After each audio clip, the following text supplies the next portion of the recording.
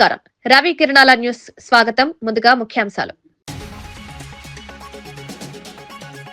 ఈ నెల 8 నుంచి 18 వరకు శ్రీశైలంలో మహాశివరాత్రి బ్రహ్మోత్సవాలు. సీఎం చంద్రబాబును ఆహ్వానించిన ఎమ్మెల్యే రాజశేఖర్ రెడ్డి, ఆలయ ప్రతినిధులు భక్తులకు సౌకర్యాలపై ప్రత్యేక దృష్టి పెట్టాలని అధికారులకు సీఎం ఆదేశం. చంద్రబాబు, జగన్ ఇద్దరు రాయలసీమ ద్రోహులే అన్న షర్మిల, 5 ఏళ్లు నిద్రపోయి ఇప్పుడు వైసీపీ ఉద్యమాలు చేయడమేంటని షర్మిల ప్రశ్న. సంగమేశ్వరం బదులు ముచ్చుమర్రి పెద్ద ప్రాజెక్టు కట్టడంపై అభ్యంతరం. స్వప్రయోజనాల కోసం సీమ ప్రజలను మోసం చేస్తున్నారని ఆరోపణ. కాళేశ్వరం వల్ల పంటలు బంగారంలా పండాయన్న హరీష్ రావు వ్యాఖ్య. కాంగ్రెస్ పాలనలో భూముల ధరలు పాతాళానికి పడిపోయారని విమర్శ. సాగునీటితో రైతుల జీవితం మారిందని హరీష్ రావు స్పష్టం. కాళేశ్వరం రాష్ట్ర ఆర్థికానికి కీలక ప్రాజెక్టు అన్న హరీష్. జోగి రమేష్ వ్యాఖ్యలను పూర్తిగా సమర్థించిన బొత్స సత్యనారాయణ. రమేష్ ఇంటిపై దాడి టీడీపీ గూండాల పనేనని ఆరోపణ. రాష్ట్రంలో ఆటవిక రాజ్యం నడుస్తోందని ప్రభుత్వంపై విమర్శ. లోకేష్, చంద్రబాబుల చిప్ ఘాటు వ్యాఖ్యలు. కాంగ్రెస్ ను గెలిపించిన నిరుద్యోగులను ఇప్పుడు మోసం చేస్తోందన్న కవిత. శాఖల వారీగా దుడ్డిదారణ ఉద్యోగ నియామకాలు జరుగుతున్నాయన్న ఆరోపణ. ఎస్సీ, ఎస్టీ, బీసీ బ్యాక్లాగ్ పోస్టులతో అక్రమాలు చేశారని ఫైర్. ఉద్యోగాల భర్తీలో పారదర్శకత పాటించాలని కవిత డిమాండ్. బీజేపీ తీసుకొచ్చిన గ్రామ్జీ చట్టం రాష్ట్రానికి పెనుభారంగా మారుతుందని కాంగ్రెస్ నేత షర్మిల తీవ్రంగా విమర్శించారు. ఈ చట్టం ప్రకారం 40% నిధులను రాష్ట్ర ప్రభుత్వమే భరించాల్సి వస్తుందని, దీనివల్ల తెలంగాణపై దాదాపు 5,000 కోట్ల రూపాయల భారం పడుతుందని తెలిపారు. ఇప్పటికే అప్పుల్లో ఉన్న రాష్ట్రం ఈ స్థాయిలో నిధులు సమకూర్చగలదా అనే ప్రశ్నను లేవనెత్తారు. మాజీ సీఎం వైఎస్ జగన్ కూడా ప్రధాని మోదీ ముందు తలవంచి రాష్ట్రానికి అన్యాయం చేస్తున్నారని ఆరోపించారు. శ్రామికుల హక్కుల పరిరక్షణ కోసం కాంగ్రెస్ పార్టీ రోడ్డెక్కిందని, ఉపాధి హామీ పథకం కొనసాగాలని కేంద్ర, రాష్ట్ర ప్రభుత్వాలపై ఒత్తిడి తెస్తామని స్పష్టం చేశారు. ప్రజల మద్దతు పెరుగుతుండటంతో పోరాటాన్ని మరింత ఉధృతం చేస్తామన్నారు. పరిరక్షించుకోవడానికి, రక్షించుకోవడానికి మీ అందరికీ కూడా ఆసరాగా నిలబడి ఉపాధి హామీని ఎంతో మందికి మళ్లీ యథావిధిగా నడిపింపజేయడానికే కాంగ్రెస్ పార్టీ ప్రయత్నిస్తుంది. అందులో భాగమే ఈ రోజు నేను మీ దగ్గరికి రావటం జరిగింది. మన రాష్ట్రంలో చాలా సమస్యలున్నాయి. మన రాష్ట్రంలో రైతులకు సమస్యలున్నాయి. బిడ్డలకు ఉద్యోగాలు రావటం లేదు. చదువుకున్న బిడ్డలకు పీజీలు, డిగ్రీలు చదువుకున్న వాళ్ళు కూడా ఏ డ్రైవర్లుగానో పనిచేస్తున్నారు, గిగ్ వర్కర్లుగానో పనిచేస్తున్నారు. ఇలా ఎన్నో సమస్యలున్నాయి మన రాష్ట్రంలోనే. వీటన్నిటి కోసం పోరాటం కోసము కాంగ్రెస్ పార్టీ సిద్ధంగా ఉంది. కానీ మీ అందరూ కూడా కాంగ్రెస్ పార్టీ తరపున నిలబడాలి. కాంగ్రెస్ పార్టీని మీరు బలపరుస్తేనే కాంగ్రెస్ పార్టీ మీ తరపున పోరాటం చేయటానికి వీలవుతుంది. మరొకసారి చెప్తున్నాం, రాహుల్ గాంధీ గారు ప్రధానమంత్రి అయితేనే మన రాష్ట్రానికి 10 సంవత్సరాల ప్రత్యేక హోదా వస్తుంది. రాహుల్ గాంధీ గారు ప్రధానమంత్రి అయితేనే మన రాజధాని అప్పులు కాకుండా నిధులిచ్చి కట్టబడుతుంది. రాహుల్ గాంధీ గారు ప్రధానమంత్రి అయితేనే మన బిడ్డలకు ఉద్యోగాలు వస్తాయి. ఇవన్నీ జరగాలి అంటే మళ్ళీ మీరందరూ కాంగ్రెస్ పార్టీ తిక్కు చూడాలి. మీరందరూ కాంగ్రెస్ పార్టీ వైపు చూసి కాంగ్రెస్ పార్టీని మీరు ఆశీర్వదిస్తే తప్ప, మీరు బలపరిస్తే తప్ప కాంగ్రెస్ పార్టీ మిమ్మల్ని బలపరచడానికి కానీ, మీ తరఫున పోరాటం చేయడానికి కానీ వీలుండదు. మరొకసారి మీ అందరినీ అధ్యస్థిస్తున్నాం. మీ అందరూ కూడా కాంగ్రెస్ పార్టీని ఆదరించండి. మీ తరఫున చేస్తున్న పోరాటం, ఉపాధి హామీ పథకాన్ని రక్షించుకోవడానికి చేస్తున్న ఈ పోరాటంలో మీరు కూడా చేయి కలపండి. ప్రతి అంశంలో కూడా కాంగ్రెస్ పార్టీ మీ వైపు ఉండి మీ తరఫున పోరాటం చేస్తుందని మరొకసారి మాటిస్తున్నాం. కాంగ్రెస్ ను అధికారంలోకి తీసుకొచ్చిన నిరుద్యోగులను ఇప్పుడు మోసం చేస్తున్నారని తెలంగాణ జాగృతి అధ్యక్షురాలు కల్వకుంట్ల కవిత తీవ్ర వ్యాఖ్యలు చేశారు. మున్సిపల్, రెవెన్యూ, ఇరిగేషన్, విద్యుత్ శాఖల్లో దొడ్డిదారిన ఉద్యోగ నియామకాలకు ప్రయత్నాలు జరుగుతున్నాయని ఆరోపించారు. ఇవన్నీ ఎస్సీ, ఎస్టీ, బీసీలకు చెందిన బ్యాక్లాగ్ పోస్టులేనని, గతంలో భర్తీ చేయకుండా వదిలేసిన ఉద్యోగాలని తెలిపారు. బీఆర్ఎస్ హయాంలో పోస్టులు అమ్ముకున్నారని, అప్పట్లో ఆరోపణలు వచ్చాయని, ఇప్పుడు కాంగ్రెస్ ప్రభుత్వంలోనూ అదే పరిస్థితి నెలకొంటుందని విమర్శించారు. ఉద్యోగాల భర్తీ విషయంలో పారదర్శకత పాటించాలని, యువతకు ఇచ్చిన హామీలను అమలు చేయాలని డిమాండ్ చేశారు. ఈ వ్యవహారంపై ప్రజల్లో తీవ్ర అసంతృప్తి వ్యక్తమవుతోంది. నింపుతున్నారు డబ్బులు తీసుకొని అనేటటువంటి ఒక ఆందోళన చాలామంది నిరుద్యోగ మిత్రులు వ్యక్తం చేస్తున్నారు. నా దగ్గరకు వచ్చి కలిసిన వాళ్ళలో నిజామాబాద్ కావచ్చు, కామారెడ్డి కావచ్చు, మహబూబ్ నగర్ కావచ్చు, కరీంనగర్, నిర్మల్, ఆదిలాబాద్, వికారాబాద్, ఇట్లా అనేక జిల్లాల నుండి యూత్ అంతా వచ్చి కూడా మాట్లాడుతున్నటువంటి సందర్భం. సో నేను ఈ ప్రభుత్వానికి ఒకటే హెచ్చరిక చేస్తూ ఉన్నా, ఏవైతే ఇట్లా బీఆర్ఎస్ టైంలో అన్యాయం జరిగిందో, ఏదైతే పోస్టులు అమ్ముకున్నారనేటటువంటి ఆరోపణలు, అక్కడక్కడ రుజువైనటువంటి ఆరోపణలు ఉన్నాయో, ఏదైతే చిన్న జిల్లా స్థాయి పోస్టులు కూడా అమ్ముకున్నారో, అదే పరిస్థితి మల్లయ్యల కాంగ్రెస్లో వచ్చేటట్టు కనబడతా ఉన్నది. దయచేసి కళ్ళు తెరవండి, అధికారులకు స్ట్రిక్ట్ వార్నింగ్ ఇవ్వండి. నేను జిల్లా కలెక్టర్లందరినీ కూడా రిక్వెస్ట్ చేస్తూ ఉన్నా, ఈ డిపార్ట్మెంట్లో జిల్లా స్థాయి పోస్టులన్నీ కూడా మీ కలెక్టర్ల పరిధిలోనే ఉంటాయి. ప్రాపర్ ట్రాన్స్పరెంట్ రిక్రూట్మెంట్ చేయండి. చాలామంది యంగ్స్టర్స్ ఆశలు పెట్టుకొని ఉన్నారు, ఈ జాబ్స్ మాకు వస్తాయి, మేము సెటిల్ అవుతాం లైఫ్లో అనే ఆశతో ఉన్నారు. పైగా యువమిత్రుల్ని, మెరిట్ ఉన్న వాళ్ళని మనం ప్రోత్సహించినట్టయితే మన రాష్ట్ర అభివృద్ధిలో కూడా మంచిగా పాల్గొంటారు. కాబట్టి కలెక్టర్లకు నేను రిక్వెస్ట్ చేస్తూ ఉన్నా, మీరు చూడండి. ఇంకొక మాట కూడా నేను చెప్తా ఉన్నా, ఇవాళ అధికార పార్టీలో ఉన్నటువంటి వాళ్ళకైనా, ఈ అక్రమాలకు అండగా నిలబడే అధికారులకైనా ఎప్పుడో ఒకసారి భగవంతుడి దయ వల్ల మాకు కూడా అవకాశం వస్తుంది. అప్పుడు మాత్రం ఇట్లా డబ్బులు ఇచ్చి మీరు చేసినటువంటి ఉద్యోగాలకు కఠినాతి కఠినంగా శిక్ష వేస్తాం. నేను మిగతా యువమిత్రులకు కూడా చెప్తున్నా, డబ్బులు ఇచ్చి అడ్డదారిలో ఉద్యోగాలు తెచ్చుకునే ప్రయత్నం చేస్తే అది ఎక్కువ కాలం నిలబడదు. పైగా మెరిట్ ఉండి మంచిగా ఉన్నటువంటి వాళ్ళకు అన్యాయం జరుగుతుంది. కాబట్టి మీరు కూడా కొంత ఎఫర్ట్ పెట్టి చదివే ప్రయత్నం చేయండి. ఉద్యోగాలు కొనకుండా ఉద్యోగాల కోసం ఫైట్ చేసి, స్టడీ చేసి, కొట్లాడి సాధించుకునే ప్రయత్నం చేయండి. మీకు అండగా జాగృతి నిలబడుతుంది.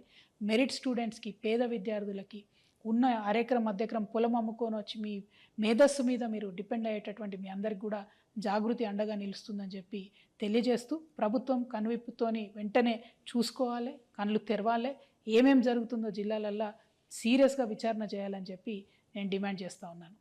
చిల్లకల్లు వైసీపీ గ్రామ పార్టీ అధ్యక్షులు డి రాంబాబు గుండెపోటుతో మృతి చెందడంతో జగ్గయ్యపేట ప్రాంతంలో విషాదం నెలకొంది. రాంబాబు అంతిమయాత్రలో జగ్గయ్యపేట వైసీపీ ఇన్ఛార్జి తన్నీరు నాగేశ్వరరావు స్వయంగా పాడెమోసి నివాళులర్పించారు.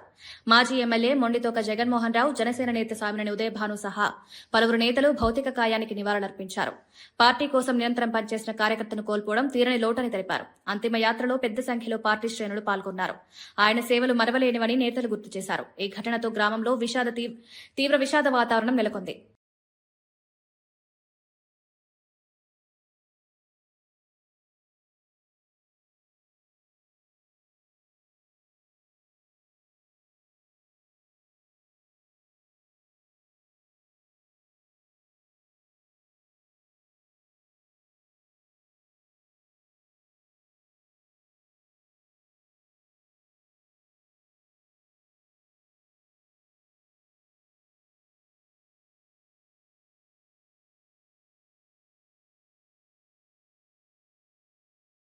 గుంటూరులో మాజీ మంత్రి అంబటి రాంబాబు కుటుంబ సభ్యులను మాజీ మంత్రి గుడివాడ అమర్నాథ్, కరణం ధర్మశ్రీతో పాటు ఉత్తరాంధ్ర వైసీపీ కాపు నాయకులు పరామర్శించారు. ఈ సందర్భంగా జై కాపు అంటూ నినాదాలు చేశారు. అంబటి రాంబాబు కుటుంబానికి పార్టీ అండగా ఉంటుందని వైసీపీ నేతలు భరోసా ఇచ్చారు. సంఘీభావ ర్యాలీగా నిర్వహించిన ఈ కార్యక్రమం రాజకీయంగా ప్రాధాన్యం సంతరించుకుంది. కాపు నేతల భారీ హాజరు గుంటూరు రాజకీయాల్లో చర్చనీయాంశంగా మారింది.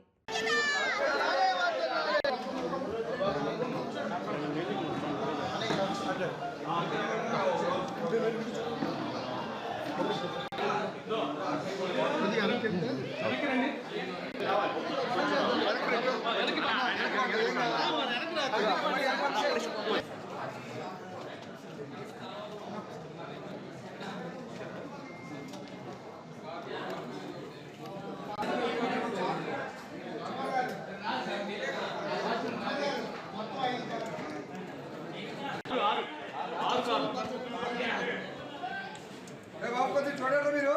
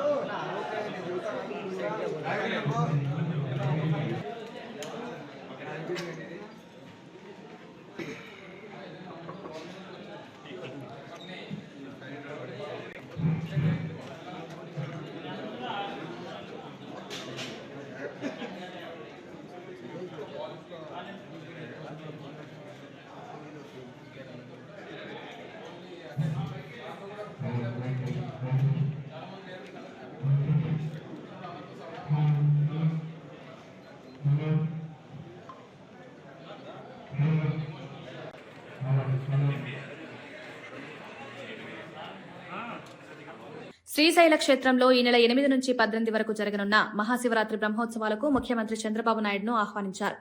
ఆలయ చైర్మన్, బోర్డు సభ్యులు మహానందిలో సీఎంను కలిసి స్వామివారి చిత్రపటం, ప్రసాదాలు అందజేశారు. ఎమ్మెల్యే రాజశేఖర్ రెడ్డి కూడా సీఎంను ఆహ్వానించిన వారిలో ఉన్నారు. శ్రీశైల బ్రహ్మోత్సవాలు భక్తులకు విశేష ఆకర్షణగా నిలవనున్నాయని, దేశం నలుమూలల నుంచి భక్తులు తరలిరానున్నారని ఆలయ అధికారులు తెలిపారు. ఏర్పాట్లు వైభవంగా జరుగుతున్నాయని పేర్కొన్నారు.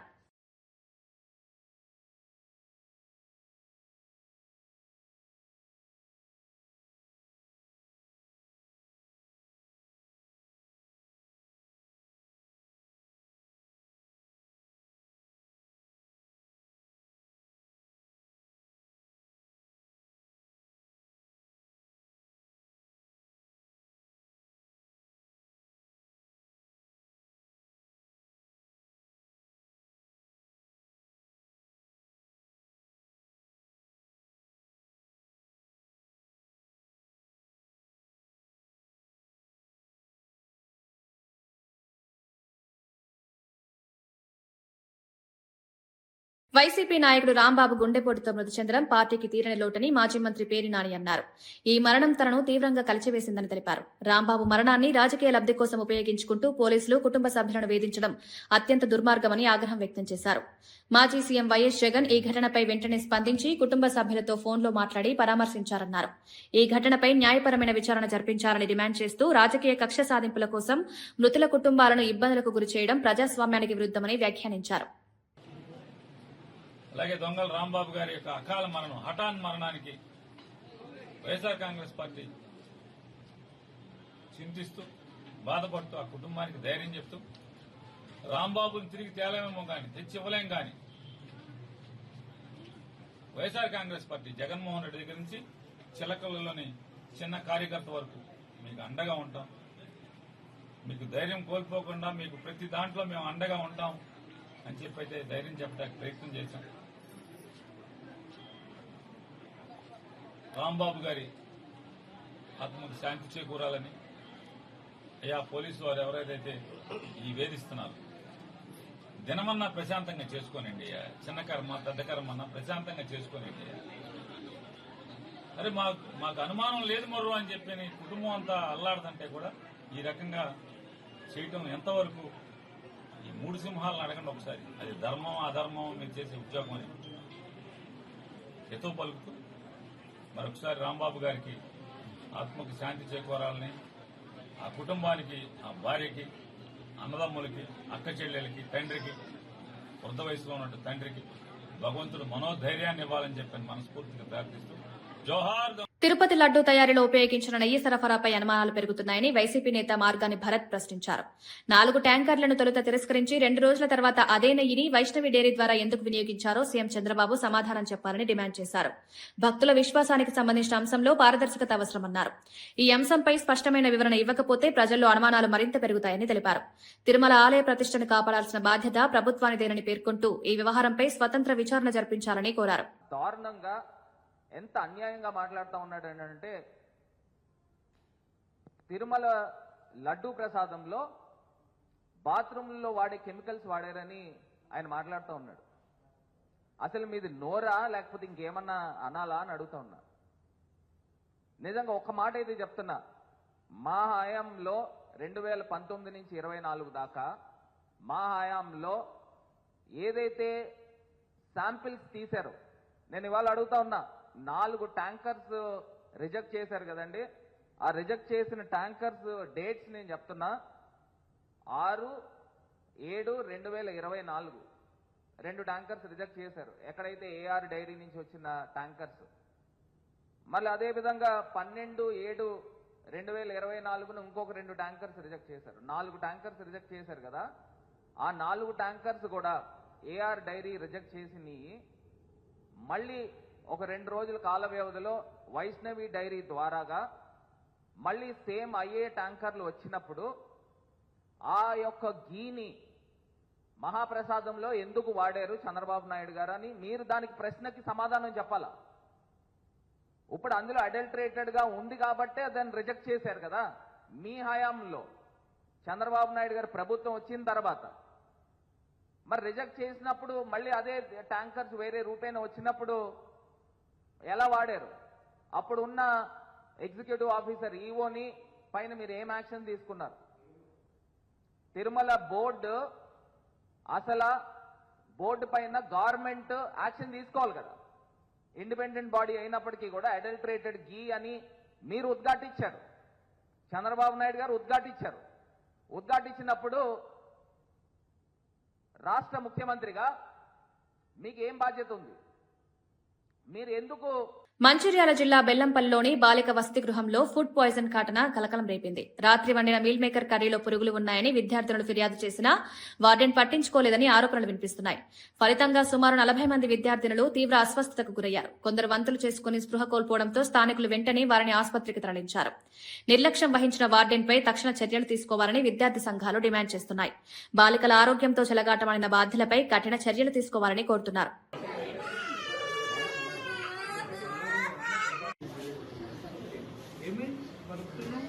చలిపెడుతున్నా ఏం కాదు భయపడుతుంది.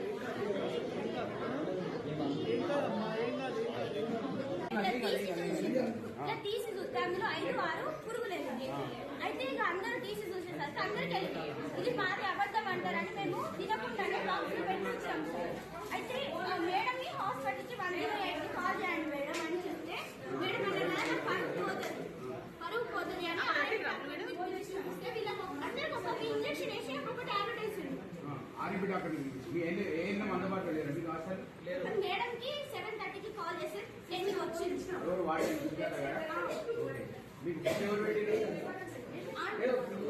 వాటిని పర్యవేక్షణ వాటిని లేకుండా అది హైపర్ వెంటిలేషన్ సిండ్రోమ్ సార్. కొంచెం ఆ గూగుల్కు టెన్షన్ కొంచెం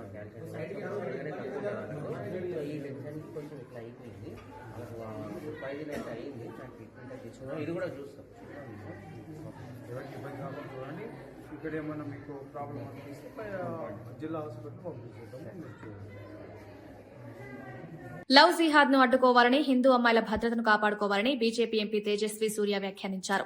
మత మార్పిడులను ప్రోత్సహించే చర్యలు దేశ సామాజిక సమతుల్యతకు ప్రమాదకరమని అభిప్రాయపడ్డారు. ఈ అంశంపై ప్రభుత్వం కఠిన చర్యలు తీసుకురావాలని డిమాండ్ చేశారు. యువతను లక్ష్యంగా చేసుకుని జరుగుతున్న మత మార్పులపై అప్రమత్తంగా ఉండాలని సూచించారు. ఈ వ్యాఖ్యలు రాజకీయంగా తీవ్ర చర్చకు దారితీశాయి. మత స్వేచ్ఛ పేరుతో అక్రమ కార్యకలాపాలకు పాల్పడితే సహించబోమని హెచ్చరించారు. 1000 ವರ್ಷ ಆಗತ್ತೆ. 1000 ವರ್ಷ ಆದಮೇಲೂ ಕೂಡ ಈ ದೇಶದ ಒಬ್ಬ ಹಿಂದೂ ಪ್ರಧಾನಿ ಹೆಮ್ಮೆಯಿಂದ ಅಲ್ಲಿಗೆ ಹೋಗಿ 1000 ವರ್ಷದ ಆಚರಣೆಯನ್ನು ಮಾಡ್ತಾರೆ ಅಂತಂದ್ರೆ ಹಿಂದೂಗಳು ಉಳಿದಿದ್ದಾರೆ ಅನ್ನೋ ಕಾರಣಕ್ಕೋಸ್ಕರ. ದೇವಸ್ಥಾನ ಉಳಿಯುವಂಥದ್ದು ಭಕ್ತನಿಂದಾಗಿ, ಧರ್ಮ ಉಳಿಯುವಂಥದ್ದು ಅನುಯಾಯಿಯಿಂದಾಗಿ. ಸೋಮನಾಥ ದೇವಸ್ಥಾನ ಪ್ರತಿ ಬಾರಿ ಬಿದ್ದಾಗಲೂ ಕೂಡ ಅದನ್ನ ಮತ್ತೆ ಕಟ್ಟಿದ್ದು ಭಕ್ತ.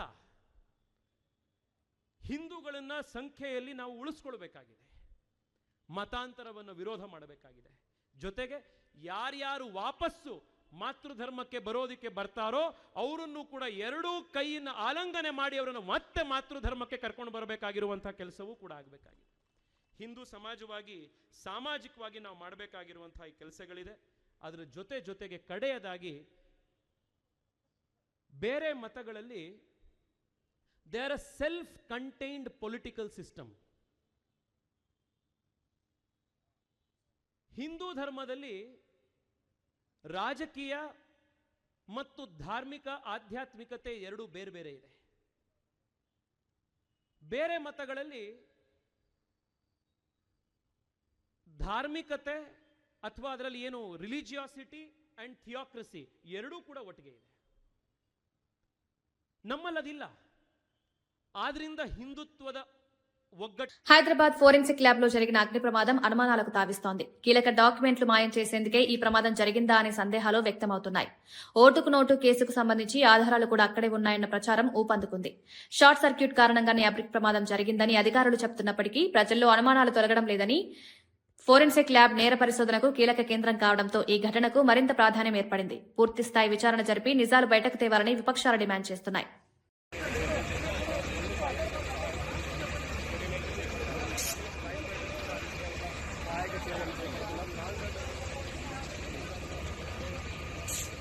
గత 30 ఏళ్లలో ఎప్పుడైనా పెట్రోల్ బాంబులు, యాసిడ్ బాంబుల సంస్కృతి చూశామా అని మాజీ మంత్రి బొత్స సత్యనారాయణ ప్రశ్నించారు.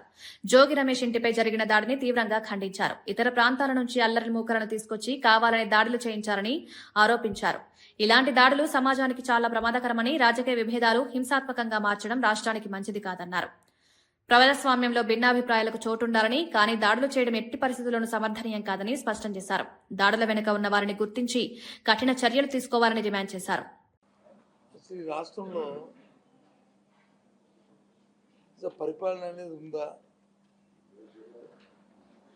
ప్రభుత్వం అనేది ఉందా అని అనిపిస్తుంది. ఇది ప్రజాస్వామ్య రాష్ట్రం, ప్రజాస్వామ్యంలో ఉన్న పరిపాలన, ఇది అటవిక రాజ్యమా? ఎప్పుడైనా గత 30 సంవత్సరాల ముందు జరిగినాయి పెట్రోల్ బాంబులు, యాసిడ్ బాంబులు అనేది ఎక్కడైనా ఈ సంస్కృతిని చూసాము మనం. అంటే ఎంత దిగజారిపోయింది ఈ ప్రభుత్వంలో శాంతి భద్రతలు కానీ, లేదు ప్రభుత్వ నాయకత్వంలో వాళ్ళ లోపాలు కానీ, అవన్నీ తేటతెల్లంగా కనిపిస్తున్నాయి. చాలా ప్రమాదకరం. ఇలాంటి ప్రభుత్వాలు ఉన్నాం. మన ఆంధ్ర రాష్ట్రానికి, మన స్వాములైన ఈ ప్రజలకి ఇలాంటి ప్రభుత్వాలు ఉన్నాం. చాలా దురదృష్టం. విజయవాడ నుంచి లేకపోతే ఇంకో జగ్గేపేట నుంచో, విజయవాడ నుంచో, లేకపోతే పక్కనున్న మచిలీపట్నం నుంచో, అంత దూరం నుంచి అల్లరి మొక్కలు వచ్చి ఈ రకంగా పెట్రోల్ బాంబులు, యాసిడ్ బాంబులు వేసి ఇంట్లో ఉన్న వాళ్ళందరినీ కూడా జరగకూడదు జరిగితే అదే మీ ఆలోచన విధానం ఏంటి? కేసీఆర్ హయాంలో నిర్మించిన కాళేశ్వరం ప్రాజెక్టు వల్ల పంటలు బంగారంలో పండాయని, భూముల ధరలు భారీగా పెరిగాయని మాజీ మంత్రి హరీష్ రావు అన్నారు. కాంగ్రెస్ ప్రభుత్వం అధికారంలోకి వచ్చిన తర్వాత భూముల ధరలు ఎందుకు పాతాళానికి పడిపోయాయో ప్రజలు ఆలోచించాలని హితవు పలికారు. సాగునీటి లభ్యతతో రైతుల జీవితం మారిందని, వ్యవసాయానికి ఊతం లభించిందన్నారు. భూముల విలువ తగ్గడం ప్రజల విశ్వాసం తగ్గిన సూచనగా పేర్కొన్నారు. రాబోయే ఎన్నికల్లో ప్రజలు ఈ అంశాలన్నింటినీ గుర్తుపెట్టుకుని నిర్ణయం తీసుకుంటారని వ్యాఖ్యానించారు. కేసీఆర్ కాళేశ్వరం కట్టింది కనుక ఇలా బంగారు మూల పంటలు పండుతున్నాయి. మా మెదక్ జిల్లాలో బంగారు మూల మా రైతులు బతుకుతున్నారు. ఇలా భూముల ధరలు పెరిగినాయి కేసీఆర్ వచ్చినాక. అరే మీకు తెలియదా చెల్లె, అప్పుడు ఇదే గజ్వేల్లో 5 లక్షలకు 10 లక్షలకు భూమి కేసీఆర్ వచ్చినాక ₹1 కోటి పెరిగినాయో లేవా? భూముల ధరలు విలువలు పెరిగినాయో లేవా? కాంగ్రెస్ వచ్చినాక ఏమైంది? భూముల ధరలు పాతాళానికి, బంగారం ధరలు ఆకాశానికి అయినాయా లేవా?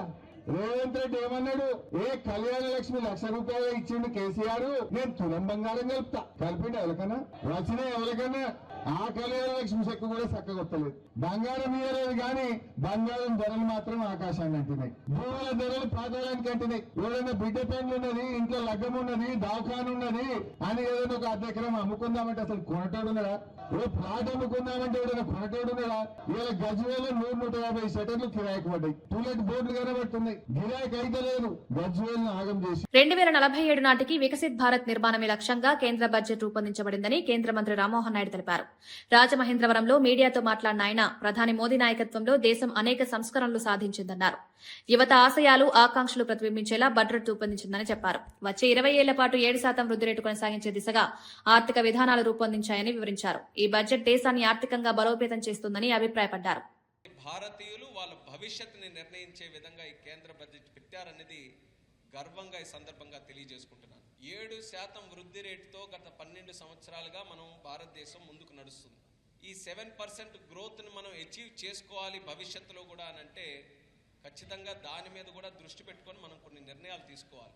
అందులో అత్యంత కీలకమైనటువంటిది manufacturing sector. Rare earth magnet కారిడార్ని మొట్టమొదటిసారిగా బడ్జెట్లో ప్రవేశపెట్టి అనౌన్స్ చేశారు. అందులో మరొక విశేషం ఏంటంటే ఆంధ్రప్రదేశ్ రాష్ట్రాన్ని కూడా గుర్తించారు. రేర్ ఎర్త్ మ్యాగ్నెట్ తో పాటు క్రిటికల్ మినరల్స్ కూడా దానితో పాటు ఉపయోగపడతాయి. ఇప్పుడు ఉన్నటువంటి పరిస్థితుల్లో భారతదేశం ఎక్కువ శాతం అది ఇంపోర్ట్ చేయాల్సినటువంటి అవసరం ఉంది. కానీ మన దగ్గర ఖనిజాలు ఉన్నాయి. సో రేపు భవిష్యత్తులో ఏవైతే ఈ ఇంపార్టెంట్ క్రిటికల్ మినరల్స్ కానీ రేర్ ఎర్త్ మ్యాగ్నెట్స్ కానీ ఉన్నాయో దీన్ని ఇంపోర్ట్ మనం తగ్గించుకొని మన దగ్గరే మ్యానుఫ్యాక్చర్ చేసుకునే విధంగా ప్రభుత్వం నిర్ణయం తీసుకుంటుందని కూడా ఈ సందర్భంగా తెలియజేస్తున్నాను. హైదరాబాద్ జూబ్లీహిల్స్ లోని శ్రీవారి ఆలయంలో బ్రహ్మోత్సవాలకు విస్తృత ఏర్పాట్లు జరుగుతున్నాయి. ఈ నెల 17 నుంచి 25 వరకు జరగనున్న బ్రహ్మోత్సవాల ఏర్పాట్లను టీటీడీ చైర్మన్ బీఆర్ నాయుడు పరిశీలించారు. భక్తులకు ఎలాంటి ఇబ్బందులు కలగకుండా సౌకర్యాలు కల్పించాలని అధికారులకు సూచించారు. ట్రాఫిక్ నియంత్రణ, పారిశుద్ధ్య పనులు సమర్థంగా నిర్వహించాలని తెలిపారు. బ్రహ్మోత్సవాల సందర్భంగా పెద్ద సంఖ్యలో భక్తులు వచ్చే అవకాశం ఉండడంతో అన్ని శాఖలు సమన్వయంతో పనిచేయాలని సూచించారు. 26వ తారీఖు వరకు 8 రోజులు ఈ శ్రీవారి బ్రహ్మోత్సవాలు జరగబోతున్నాయి. దానికి కావాల్సిన ఏర్పాట్లన్నీ కూడా మొదలుపెట్టారు. కాబట్టి హైదరాబాద్లో ఉన్నటువంటి హిందూ బంధువులందరూ కూడా ఈ ప్రోగ్రాంకి రావాలి, అందరూ చూసి ఆనందించాలి అని చెప్పి ప్రతి ఒక్క హిందూని కోరటం జరుగుతూ ఉంది. ఓం నమో వెంకటేశ్వర. తమ ఇంటిపై దాడి జరిగిన తర్వాత ప్రెస్ మీట్ పెట్టి ఎమ్మెల్యే గల్లా మాధవి బెదిరింపులకు దిగుతున్నారని అంబటి మౌనిక తీవ్రంగా స్పందించారు. మెసేజ్లు ఇవ్వడం కాదు, ముందు మీ పిల్లలకు ఏం మెసేజ్ ఇస్తున్నారని ప్రశ్నించారు. 2000 మంది టీడీపీ గూండాలు దాడి చేసినా తమ తండ్రి ధైర్యంగా ఇంట్లోనే ఉంటున్నారని తెలిపారు. ఇలాంటి బెదిరింపులతో భయపడే ప్రసక్తే లేదని స్పష్టం చేశారు. దాడుల వెనుక ఉన్న వారిని బయటపెట్టాలని, ప్రజలు నిజాలు తెలుసుకోవాలని అన్నారు. కానీ నేను చెప్తున్నాను, ఇవాళ అంబటి రాంబాబు గారు 2000 మంది చుట్టుముట్టిన ఇంటిని లోపల కూర్చుని ఒక్కళ్లే రాళ్లు రువ్వుతున్నా, కత్తులు దూస్తున్నా, గుణపాలు గోడల్లో నుంచి దిగుతున్నా ధైర్యంగా కూర్చున్నారు.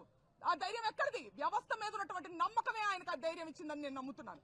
కానీ వాళ్ళ ఆ వ్యవస్థని నిర్వీర్యం చేసి, పోలీసుల్ని డమ్మీ చేసి, పోలీసు వ్యవస్థ అనేది ఎంత పవర్ఫుల్, దాన్ని డమ్మీలుగా చేసి మీరు ఇంటి మీదకి వచ్చి ఆడవాళ్ళ మీద కూడా దాడి చేస్తారా?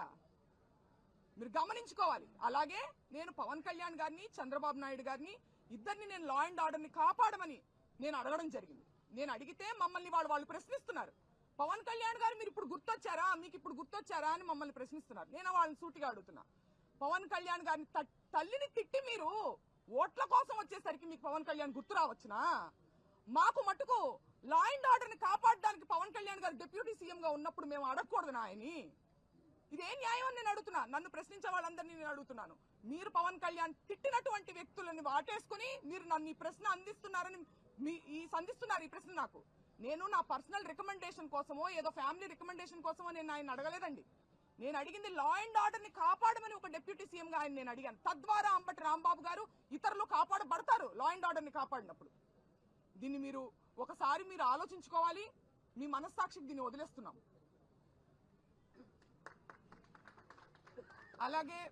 అలాగే ఈ సందర్భంగా మా కోసం ఈ కష్టకాలంలో మాకు సపోర్ట్గా ఉండడం కోసం, మాకు ధైర్యాన్ని ఇవ్వడం కోసం తరలి వచ్చిన మా అన్నలకి, తమ్ముళ్ళకి, అందరికీ నేను ఎప్పటికీ రుణపడి ఉంటానని, మా కుటుంబం ఎప్పటికీ రుణపడి ఉంటుందని తెలియజేసుకుంటున్నాను. కృతజ్ఞతలు.